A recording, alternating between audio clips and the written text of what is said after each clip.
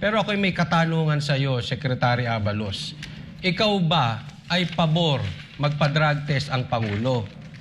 Ikaw ba ay pabor? Ikaw ba ay sasang-ayon? Kaya mo ba magpa-drug test? Kasi alam nyo, mga sekretary dapat nagpapa-drug test din yan. Ako'y naniniwala kasi malaki ang hawak niyan. May katungkulang mataas yan at directly sa executive po yan.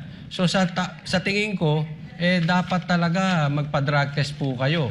Ngayon, sana makakuha tayo ng sagot at makuha ng SMNI kung papayag ito. Hindi lang naman po kayo, hindi namin kayo na-isolate. Including BP Sara nga at mga Duterte ay magpapadrug test.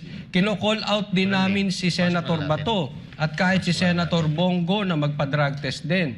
Ikaw, Abalos, kaya mo bang magpa-drug test? Kaya mo bang ipa-call out ang presidente natin na magpa-drug test? Yun. Oo. Ano sasabi mo? Ito, dugtungan ko lang yung mga sinasabi niyo mga kapatid. No? Kasi ito,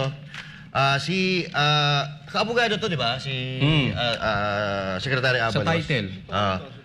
Biruin mo, no? Biruin mo itong si Secretary Abalos ay abogado. Pare-pare sila dyan abogado. Si Atty. Torion, tsaka yung taga DOJ ata, abogado din. Biruin mo, pare-pares kayo abogado, tapos nilalampaso ka ng kapwa mo abogado. Nakakahiya yun, mga kababayan. Baka itakwil ka diyan, itakwil yan ng pinag-aralan mo kung saan ka nag-aral, nung university kung saan ka nag-aral. Diba? Halata kasi na hindi alam, no? Hindi alam ni Secretary Abalos yung kanyang mga sinasabi. Oo.